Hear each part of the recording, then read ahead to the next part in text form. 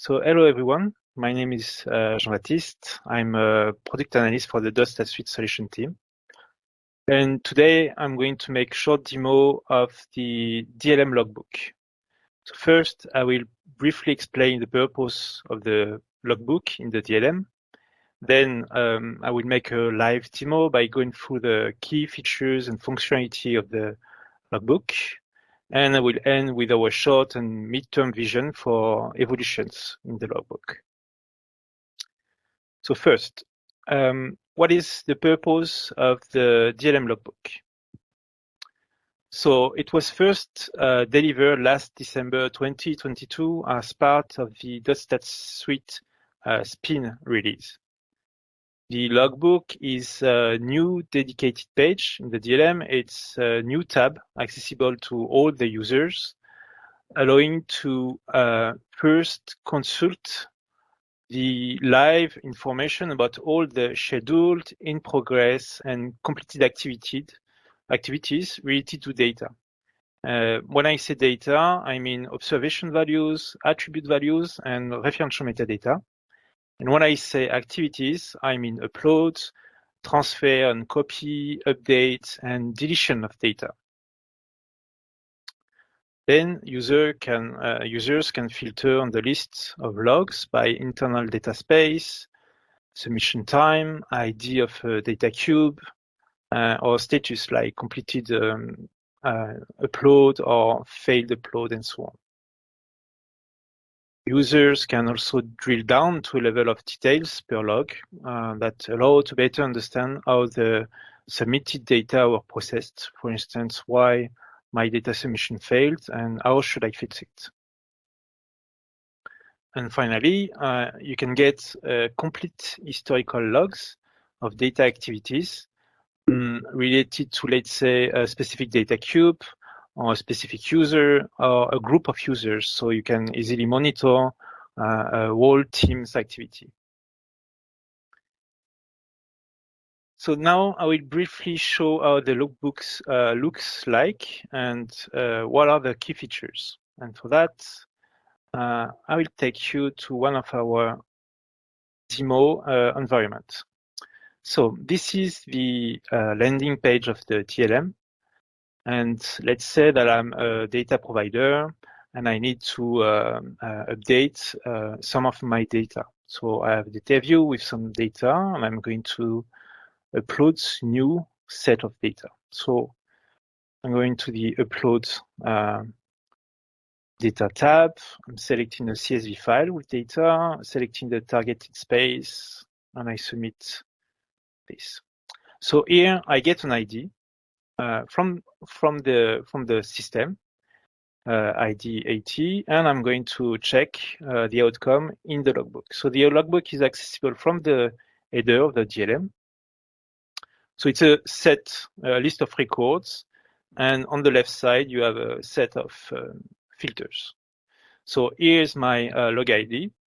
So you have basic information like the targeted space, the ID, my user email, the ID of the structure, so the data cube that I targeted, the submission time. And so it's already completed with success.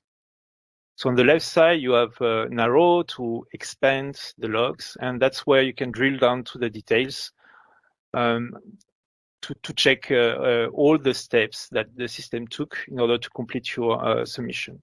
So for instance, you can see that it reads 27 rows from a CSV, everything was processed, and there is a total of 27 observations that were processed and updated. And then finally, the mail sent. But mail service, I will come again to that at the end of the presentation.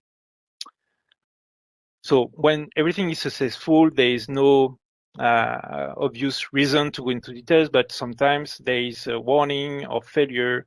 So for instance, warning is about useful information. It's not a failure, but maybe there is something that we want to inform the data provider. So for instance, here it says the following data structure components were not included in the uploaded data, so in my CSV file, and therefore it won't be updated. Like so, means that my CSV file was not containing information about attributes. So there will be no action or no update regarding attributes in my target.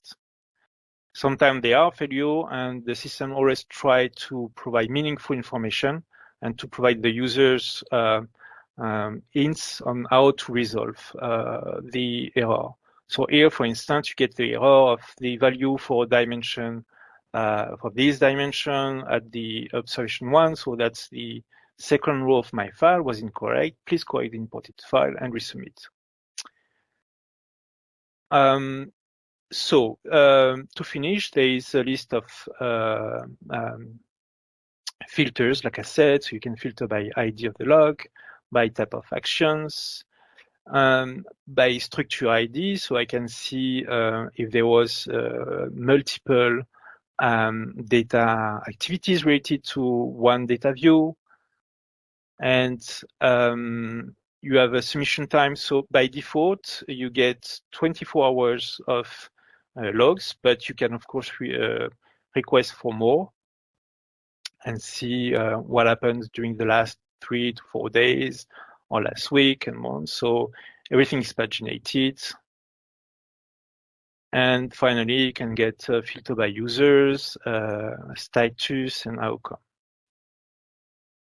So going back to my presentation and to the last part, which is what the upcoming evolution of the DLM logbook. So first, like I said, the DLM still sends emails to the end user after each data submission in parallel to the logbook. There are still few detailed information sent by email that do not appear in the logs, in the DLM logs. Therefore, email can remain useful in few cases. So we plan, of course, to integrate those extra information into the logbook. And in the meantime, in your organization, if users want to only rely on the logbook of the DLM, the mail service can be disabled, for instance, by the administrator, or the user can simply set up a rule in their mailbox to redirect all mail received from the DLM into the trash bin. Then the second part of our plan evolution is to include logs from other type of activities. So first, there is the logs related to SDMX structure activities. For instance, when you upload a code list or when you delete a DSD, notifications are directly displayed in pop-up windows in the UI of the DLM. So naturally, we also plan to include these logs as part of the logbook for historical consultation. And last, the logs coming from the search service will also be included in the logbook. So search service in the DLM context is related to publishing a data view by indexing the content for the Data Explorer. So when you have completed your data preparation, for instance, the last steps for publishing it into the Data Explorer is to index or re-index the data flow. And these index activities also produce logs that can be useful in case of failure, for instance, or as publication evidence.